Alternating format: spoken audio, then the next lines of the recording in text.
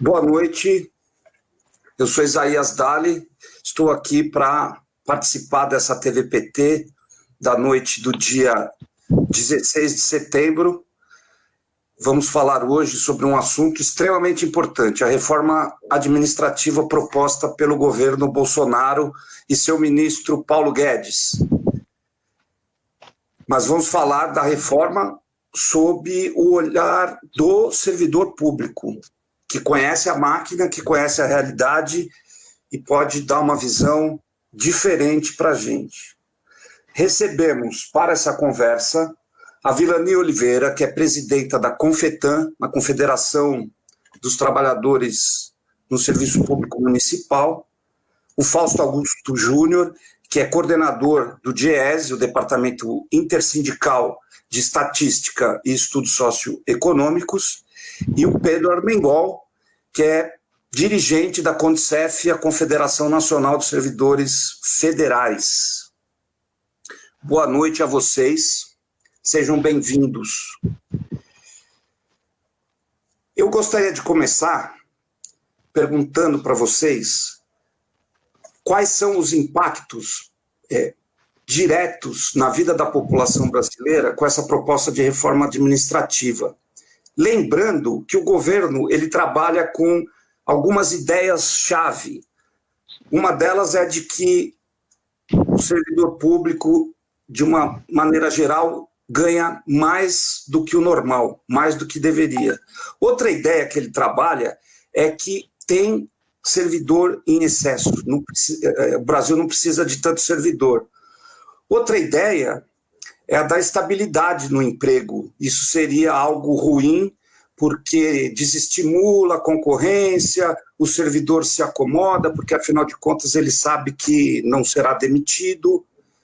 E eu pergunto primeiro para o Fausto se essas premissas com as quais o governo trabalha são verdadeiras e que ele dissesse para nós, em seguida, quais os impactos que isso, no médio e longo prazo, pode ter na vida da população. Boa noite, Fausto. Boa noite, Isaías. Boa noite a todos que nos ouvem. Boa noite, Pedro. Boa noite, Vilani. É um prazer dividir aqui o espaço com vocês. É sempre muito bom estar conversando com o pessoal aqui que a gente conhece há muito tempo, né, nessa luta aí do setor público. Bem, Isaías, vamos por partes, né? Você fez muitas perguntas de uma vez, né? A primeira delas não, o serviço público brasileiro está longe de ter muito servidor, né? Está muito claro isso.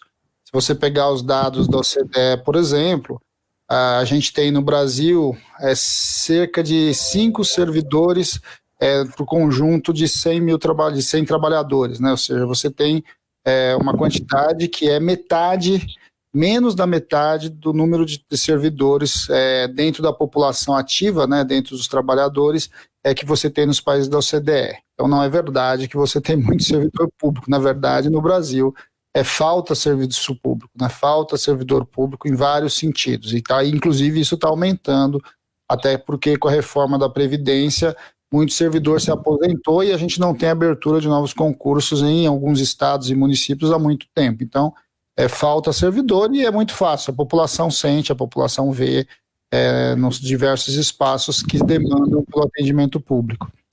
A outra questão é que se ganha muito ou se não ganha muito, e aí tem um enorme problema, porque a gente fala de servidor público como se fosse uma coisa só, né? Então, assim, é mais ou menos o seguinte, Isaías, eu vou falar o seguinte, olha, o trabalhador da iniciativa privada, ele ganha muito, ou ele ganha pouco. Bem, mas o que é o trabalhador da iniciativa privada? O trabalhador da iniciativa privada trabalha na montadora, trabalha na padaria, trabalha na oficina mecânica, trabalha no banco de investimento, não é isso?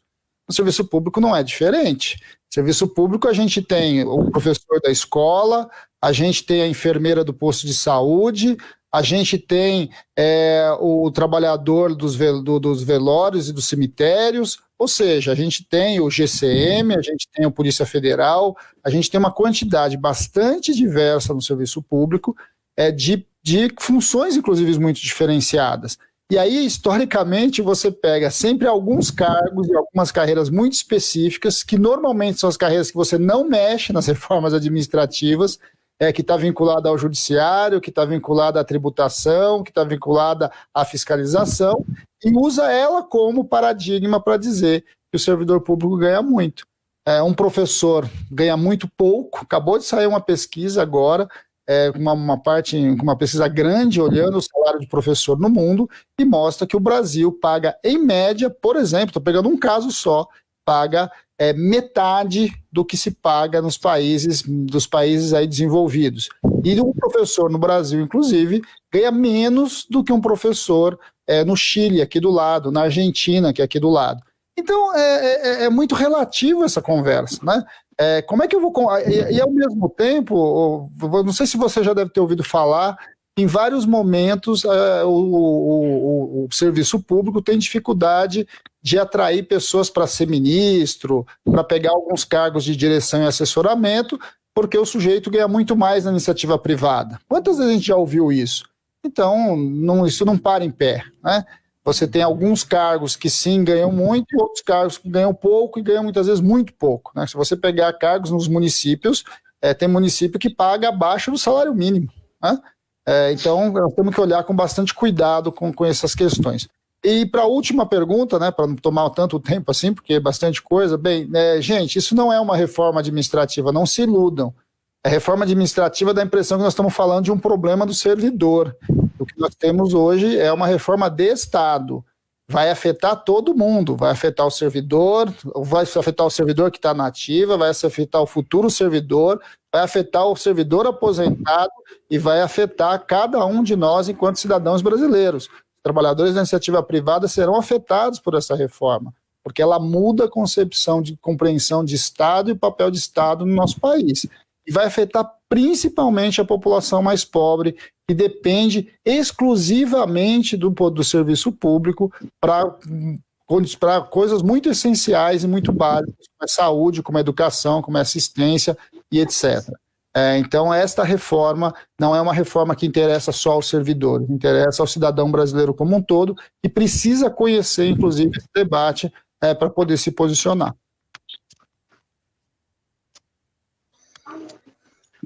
Conhecer um pouco melhor a proposta do governo e as implicações que ela pode ter, caso ela seja aprovada, eu recomendo que você que está nos assistindo visite o site do DIEESE, diese.org, e lá eles prepararam um documento comentando as principais medidas e o que elas significam na prática.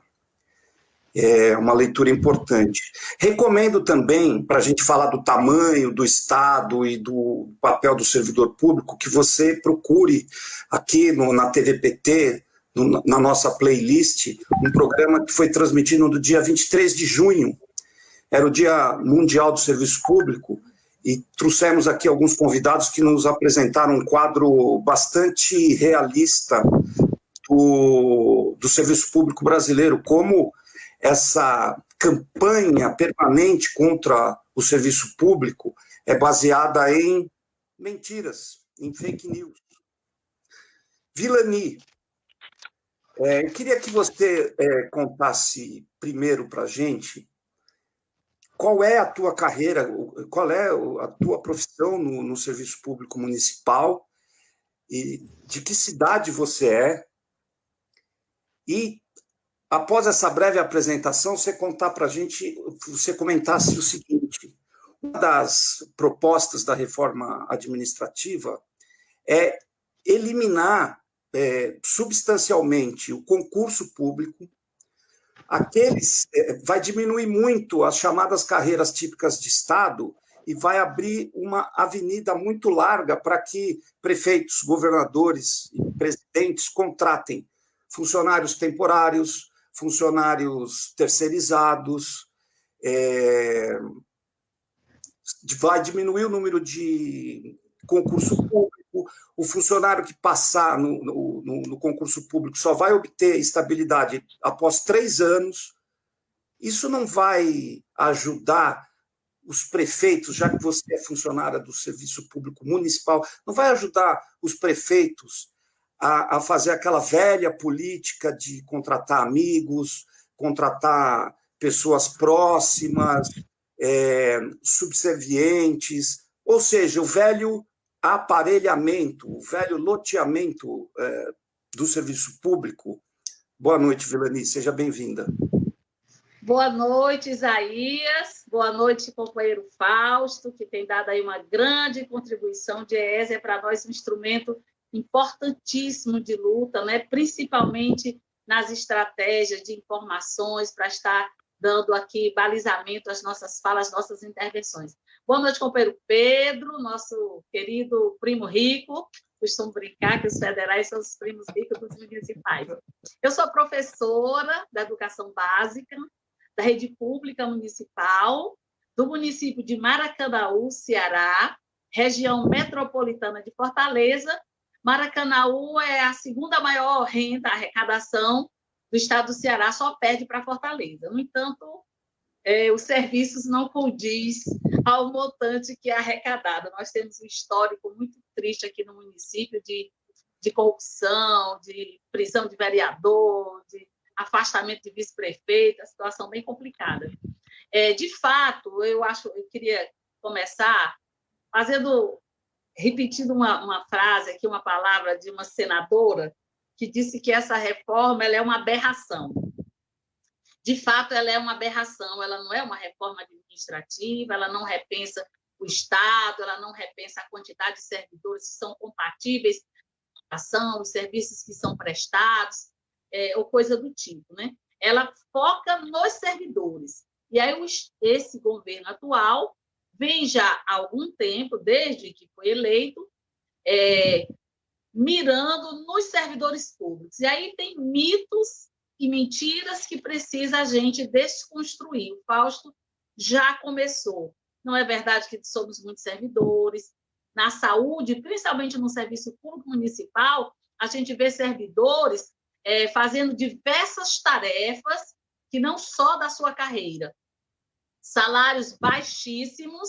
Há 6 anos atrás, nós, inclusive, fizemos uma campanha, a Confetam fez uma campanha pelo pagamento do salário mínimo, porque era, assim, uma coisa absurda a quantidade de municípios, mesmo em estados ricos, que pagavam abaixo do salário mínimo, e ainda hoje, essa é uma realidade nos municípios, junto aos penduricalhos, gratificação, uma coisa ou outra, para chegar, quando muito, no salário mínimo, até os professores, que têm piso salarial, a gente todo ano precisa fazer greve para poder o prefeito ou a prefeita reajustar o valor do piso. Então, é importante que a população, que a sociedade compreenda esse debate. Essa não é uma questão focada apenas no servidor público. A reforma, sim. A reforma, ela foca no servidor público, nessa perspectiva de congelar salário, de reduzir carreira, de reduzir o salário de ingresso, mas lá na ponta, quem será mais penalizado, não tenhamos dúvidas que é a população. Se hoje nós já temos dificuldades na prestação do serviço, que nem a quantidade de servidores é compatível, nem a estrutura ofertada é compatível, imaginemos com a redução dessa mão de obra. Acaba que essa concepção que está sendo formada de Estado, ela nada mais é do que um aceno literal para o mercado, para privatizar os serviços públicos, e isso hoje é muito visível na saúde, com os cortes que fizeram no SUS. A gente vê uma proliferação nos municípios de clínicas populares, onde a população não consegue o atendimento médico no posto. Só para você ter uma ideia, você vai num posto de saúde, vou pegar aqui o meu bairro, essa região aqui que eu moro, que é em torno de 5.000 pessoas, você vai num posto em que 3 horas da madrugada para conseguir uma ficha, porque são 10, 15 fichas, arrisca-se a vida, e muitas vezes o médico não vai, muitas vezes não tem um remédio, e aí quem acaba, às vezes, pagando o pato é o servidor, a servidora que está lá atendendo, que muitas vezes, inclusive, é agredida. Então, o governo usa dessa estratégia, sucateia o serviço público, faz cortes, não repõe mão de obra, equipamentos quebrados, por anos quebrados, meses quebrados, tecnologias ultrapassadas, para depois dizer para a população que o serviço não é bem prestado por causa dos servidores. E aí usa esse discurso para poder jogar a gente para a população como boi de piranha, e a população muitas vezes acaba assimilando isso como se verdade fosse.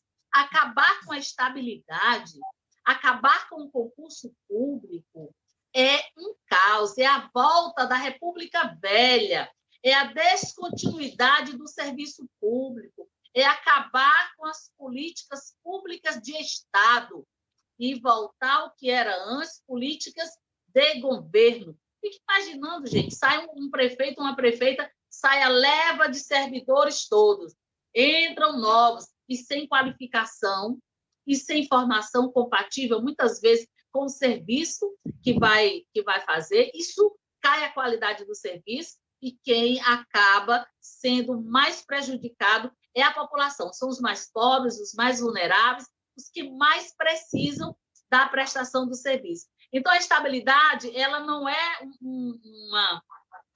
Como é que eu diria?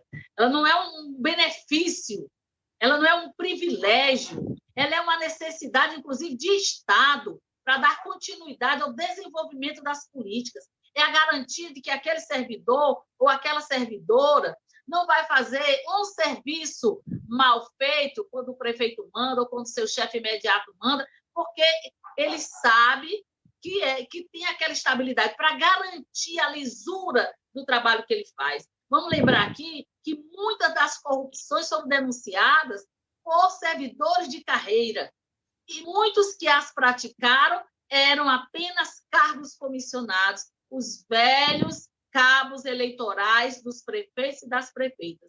Então, defender o serviço público, defender o serviço público deve ser uma prerrogativa da população como um todo e não só dos trabalhadores e trabalhadoras do serviço público. Vilani, você falou algo que chama a atenção. E eu queria que você, então, antes de passar para o Pedro, eu queria que você comentasse isso. Muitas vezes, segundo você, a população acaba enxergando no servidor, lá no posto de saúde, na escola, o responsável por aquele mau atendimento. Isso é generalizado ou a maior parte da população compreende que o culpado não é o servidor que está lá na ponta? Eu não saberia dizer se a maioria da população pensa assim. O que eu posso dizer é que esse caso de agressões, a gente tem recebido essas informações em diversos municípios, por vários estados.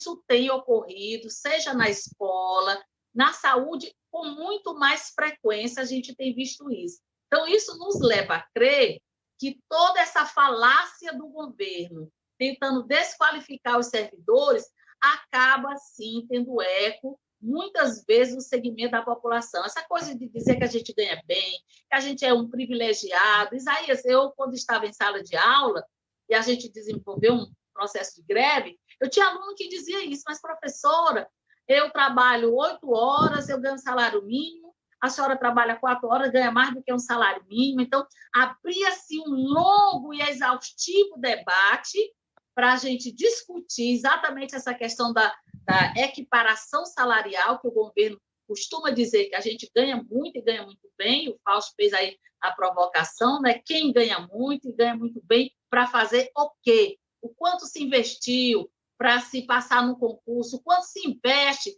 na formação, que é algo cotidiano, que não para, não só para crescer na carreira, mas para prestar um melhor serviço. Então, eu costumo dizer, Isaías, que a gente dialoga muito bem entre nós, mas a gente ainda tem uma certa dificuldade de dialogar com a população e que a gente precisa sair da bolha. Esses dias, aqui no nosso município, nós passamos por uma experiência muito interessante. O prefeito insinuando que ia retornar às aulas presenciais e o número do Covid aqui no estado do Ceará, que estava em estabilidade, depois caiu, depois voltou a subir com a abertura das atividades econômicas, não só com a abertura, mas porque os cuidados, os transportes lotados, os metrôs lotados, então faz uma fila e mantém uma distância. Quando entra no metrô, eu salve-se quem puder. E a gente utilizou um mecanismo de colocar... A gente fez várias lives até perceber que a população não era atingida, pelo menos a grande parte da população.